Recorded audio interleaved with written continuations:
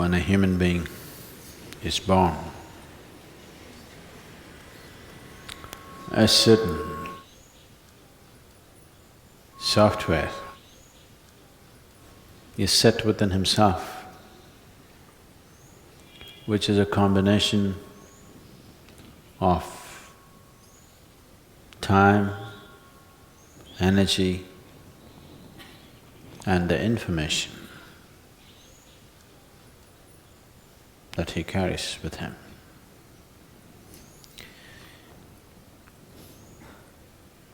These three together will determine various aspects of life.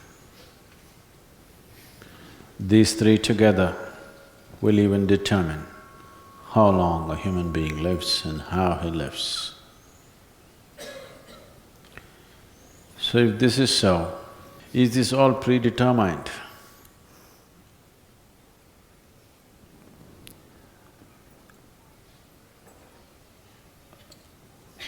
The information is definitely predetermined.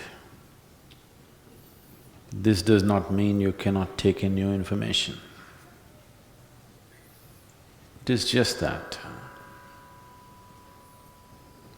it kind of pushes you or pulls you towards certain type of things, depending upon what kind of information you have.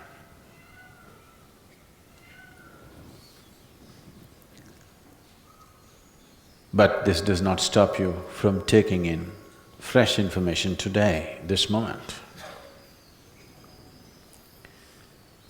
Energy is allotted for different aspects of life. This information that we were talking about, the whole heap of information, is referred to as sanchita or sanchita karma. The allotted information which must be handled, which is more urgent, express, and a little more compulsive than the rest of it. This information that you have is from elsewhere, what life has gathered. The energy allotted within the system allots according to the nature of the information. If your information or the karmic information is leaning towards or veering towards, let's say, for example, physicality, you will see the energies naturally allot themselves into the physical structure of who you are. If the information is leaning towards your intellectual process, accordingly the energy allots itself to that activity. If the information is very emotional, energy allots itself to that dimension. If it is inclining towards a spiritual dimension, then energy allots itself in that direction.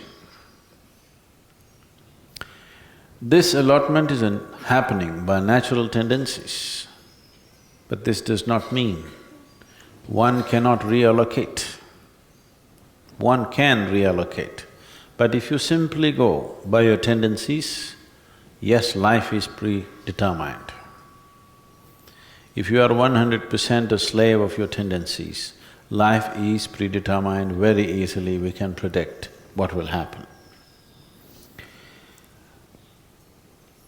Reallocation of energy, how we manage our energies, in which direction we focus on energies, do we enhance it or do we deplete it? These things are very much in our hands. But the third dimension, which is an important composite of one's life, is the time. Time ticking away all the time. You can't slow it down. You can't hasten it. You can conserve your energy, you can throw your energy around, you can develop it, you can make it phenomenally big or insipid, but time going away. So this time has its own intelligence and it flows according to certain parameters of karmic information and the energy allotment that's available in one's system. So can't we do anything about it? We can, but that is a much more elusive dimension of life than the other two. The other two are much easier to manage and manifest in one's life. Generating energy and using it the way you want. Not allowing your tendencies to determine the nature of your thought and emotion and activity is much, much easier than taking charge of time. Even the Adi Yogi took charge of time only when he was in certain states. When he was in such states, we refer to him as Kala Bhairava, that he took charge of time. Time determines the nature or the duration of one's life and death. Both life and death are within the ambit of time. So time, one who has mastery over time has mastery over life and death. One who has mastery over his energies has absolute mastery over his life, but not over his death. One who has mastery over his information or one who has mastery over the tendencies which are caused by the information, or one who is free from the tendencies which are caused by the type of karmic information you carry, has mastery over the quality of his life, that whether this is pleasant or unpleasant.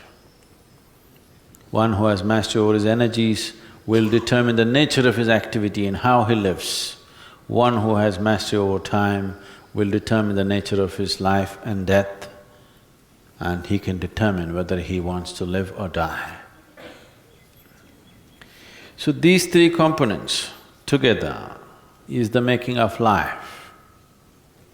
These three components together is what you are right now. The accumulation of body, the accumulation of information is essentially determined by these aspects. Depending upon what type of karmic information you have, you tend to go towards a certain type of information, certain type of activity. Depending upon how your energy is allotted, you naturally tend to choose certain type of activity. So they were asking me, Sadhguru, our activity, isn't it a barrier? If we give up activity, won't we be progressing spiritually faster? If you can give up all levels of activity, yes, for sure. Giving up activity, all levels of activity includes food and going to the toilet and what happens in your mind.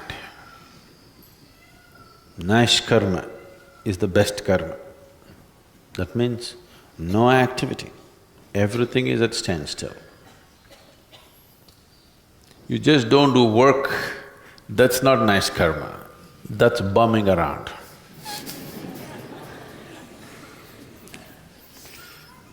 That's a bad karma. If you can simply close your eyes and sit here for days on end, that means you're doing something good to this being. You stopped everything and just sit here, that means you're doing something absolutely wonderful to this being. Then we are fine with you. If you're doing something great to yourself, we are fine with you. If you can't do that, you must be doing something useful to 10 people around you. If you can't do that also, then you must just learn to listen. to what other people say. Either you must be useful to yourself or to a few people around you. If you can't do both, what's the point of living, I'm asking? So you cannot do absolutely this and absolutely that, so little bit of closing the eyes, little bit of activity. Not little Sadhguru whole day, that's what I call as little.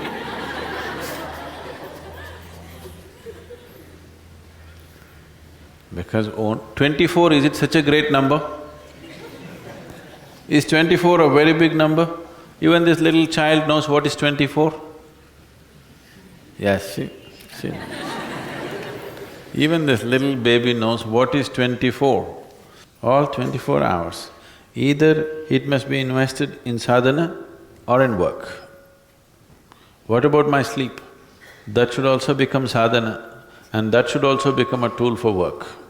Rest is the basis of activity, do you understand?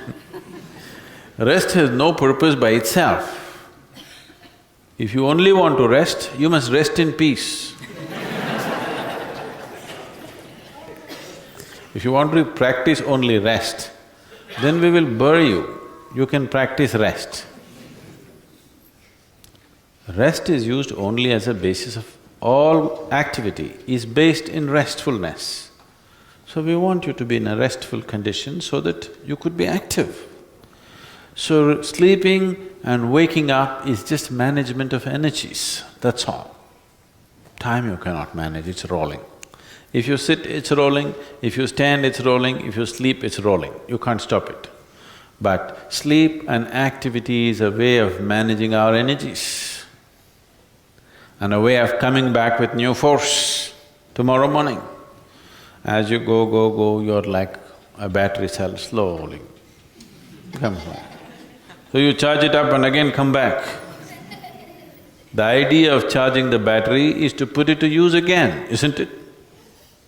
Nobody charges a battery just for the sake of charging a battery. You charge the battery because you want to use it.